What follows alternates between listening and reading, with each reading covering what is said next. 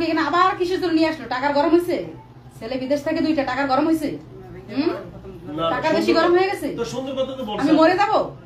আমি কি তোর মেয়ের কথা বলছি যে তোর মেয়ের নামে দে? বদমাইশ। ধর্ম পরিচয় জানেন কিন্তু গরম লাগতেছে। আপনার গরম লাগতেছে? আচ্ছা আচ্ছা, এই ব্যান্ডটা একটু দেন না। কিছু নাই, এই এসি দেন। কারেন্ট নেই কারেন্ট গেছে। এখন দেশে জেনারেটর নেই, জেনারেটর আইপিএস আছে, আইপিএস এ ফ্যান চলতেছে।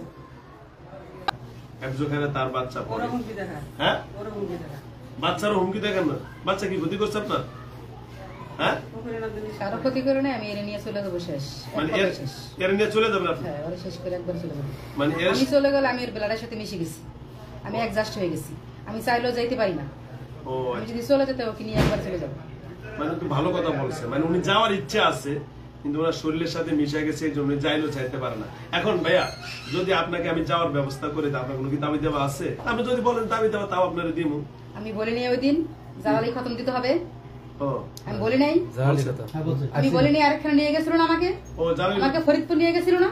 আমি বলি নাই যে 3 থেকে 7 দিনের মধ্যে জ্বালালি খতম দিতে হবে? তো ভালো কথা। আমি এভাবে বলছি না? তো সুন্দর যে কথা বলছেন। আমি বলছি এইভাবে যে মেয়েটার জন্য কিছু নেই, মেয়েটার জন্য সবার কাছে দোয়া চাইবেন যেন নেক হায়াত দান করে, হেফাজত করে। সুন্দর কথা বলছে। এ ভাই জ্বালালি কদম থেকে আল্লাহর রাসূলের আর হাদিস। দ্বিতীয়বার বলছি যে হ্যাঁ, যে যে ওর সাথে আছে, আমি আমার নাম জানি না, আমি যারা সত্যি ওটাই বলছি, আমি আমার নাম জানি না। আমি বলছি যে ওই মেয়ের সাথে যে আছে তার নাম নিয়ে যেন খতম দেয়। হয় আল্লাহকে হেদায়েত করলে মানব কুল ছেড়ে চলে যাবো, আর তা না হলে আমি উপর আল্লাহ যা সিদ্ধান্ত দিবে আমার সেটাই হবে। সেজন্য আমাকে এখানে আবার কিসের জন্য নিয়ে আসলো? টাকার গরম হয়েছে? ছেলে বিদেশ থেকে 2টা টাকার গরম হয়েছে? টাকা বেশি গরম হয়ে গেছে? তো সুন্দর কথা তো বলছেন। আমি মরে যাবো? আমি কি তোর মেয়ের কথা বলছি যে তোর মেয়ের নামে দে? বদমাইশ। না হলো ওই যে আপনার একদম কথা বলবি না তুই। ওই যে আপনার চ্যানেল দেখে আমার ছেলে যেটা ওরকম হুজুর সুন্দর আমি কথা বলছি জ্বালানি খতম আগুন না? আপনি একজন মুক্তি না? হ্যাঁ, আগুন, এটা 100%। তাহলে কি জিন জাতীয় আগুন না? আগুন অবশ্যই। আমি বলছি আগুনের আগে টক্কর লাগলে হয়তো আমি চলে যেতে পারবো, আমি রিকশা করে তো যাইতে পারি না। সুন্দর কথা ওদের বলছেন। অপশন দেখাইছি, তো তার ভালো কথা বলে দিছে। ওরা অপশন ওভারটেক করে কিছু দিন আপনার কাছে আমাকে নিয়ে আসছে আবার। আচ্ছা, ওরা বোঝে না তো, ওরা হ্যাঁ? আম মানুষ। একবার আপনার কাছে আসছিলাম না? আচ্ছা, ওরা বোঝে 3 না। মাস আগে আসছিলাম, আরো আগে আসছি। তুই কথা বলতেও তো ভুল করিস। আরো আগে আসছিলাম না? শোনেন, হ্যাঁ শোনেন। আচ্ছা যাও, শোনেন খতমে কেউ মারা যায়? শোনেন, উনি যেটা বলছেন এটা সুন্দর কথা বলেন। জ্বালালি, একটা জ্বালালিয়তের একটা খাসিয়ত আছে, এটা একটা আগুনের মতো একটা বৈশিষ্ট্য। সুতরাং যেহেতু জিন জাতীয় আগুনের তৈরি, আর জ্বালালি খতমের একটা বৈশিষ্ট্য, এটার একটা পাওয়ার আছে, এই পাওয়ারেও আমরা পুরো চারকার হয়ে যায়। না, এটা রংপুর দেওয়া লাগবে। রংপুর? হ্যাঁ, আচ্ছা, মেয়ের বাবার বাড়িতে দেওয়া লাগবে। মেয়ের বাবা কি বাড়িতে? আমি মানে আপনি তোর মেয়ের বাবা ওইখানে মেয়ে শ্বশুরের উপস্থিত থাকতে হবে। আমার যদি এই আছে আচ্ছা যাক, অসুবিধা নাই। তো রংপুর বড় বড় মাদ্রাসা আছে, মাদ্রাসা গেলে আপনারা ওদের সাথে পরামর্শ করবেন, ঠিক আছে? আল্লাহ রাসূল বলেছেন আজ সাদকাতু তারুদ্দুল বালা, কারণ এই সমস্ত জিনিস করলে বালা মুসিবত আল্লাহ দেয়। তো এই স্পষ্ট হাদিস। তোর ছেলে কি মাওলানা হইছে? ছেলে কি মাওলানা, মুফতি, হাফেজ? এত ঘাটাঘাটি কিসের জন্য করে? হ্যাঁ, ওর থেকে আমি কম জানি? তোরা মানুষের মধ্যে সবাই ভালো, জন্ম থেকে মৃত্যুর আগ পর্যন্ত কয়জনের চরিত্র ভালো আছে দেখা। এখানে টুপি দাড়ি লাগাইছে, সব নবীর সুন্নত তো লাগাই বসে আছে, সুন্নত পাবলি চুলো রাখা হয়েছে, কিন্তু ভিতরে কে আছে কেউ কি জানে? উপর আল্লাহ জানে। মানবের মধ্যে আছে, জিনের মধ্যে খারাপ নাই, ভালো নেই। হ্যাঁ, আমি নিজেরটা স্বীকার করি নাই? 3 থেকে 7 দিনের মধ্যে বলছি যে জ্বালানি খতম দিতে হবে, এর মধ্যে যদি না দে আমার উত্তেজনা বেড়ে যাবে, মেয়েটার ক্ষতি হলে আমার কিচ্ছু করার নেই। যত সময় যাবে তত মেয়ের ক্ষতি হবে। ঠিক আছে, কথা আমার বুঝছেন? শোনেন, ওই যে উনি কিন্তু অনেক জ্ঞানীমান কথা বলছেন। উনি কি বলছেন? আমি ভুল করছি, আমি স্বীকার করছি। হ্যাঁ, ভুল করছি, এখনো করতেছি। খতম দেওয়ার আগ পর্যন্ত বেশি বেশি করে দেব।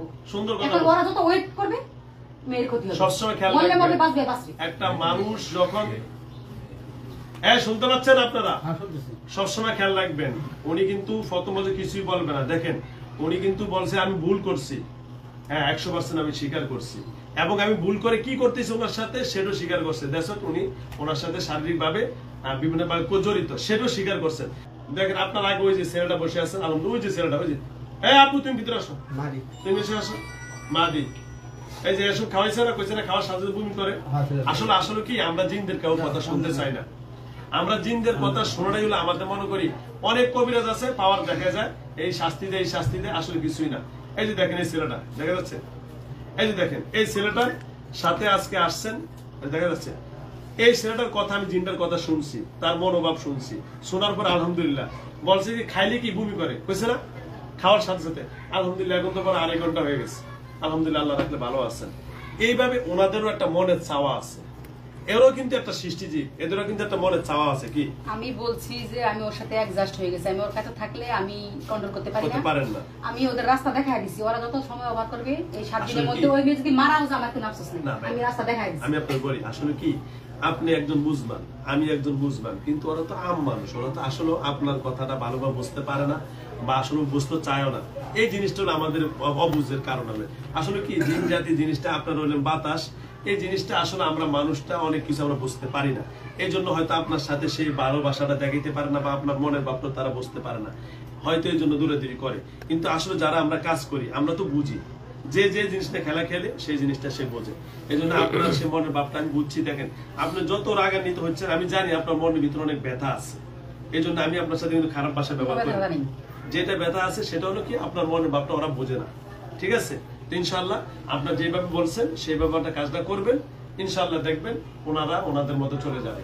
আমি 3 ঘন্টা ওইখানে আমাকে ফরিদপুর রাজবাড়ি নিয়ে যাওয়া হয়েছে, রাজবাড়ি পাংশা, ওইখানে আমাকে নিয়ে যাওয়া হয়েছে। হুজুর টাকা টোকা খায় না, ওইখানে আমাকে নিয়ে যাওয়া হয়েছে, বাস সমস্যা নেই।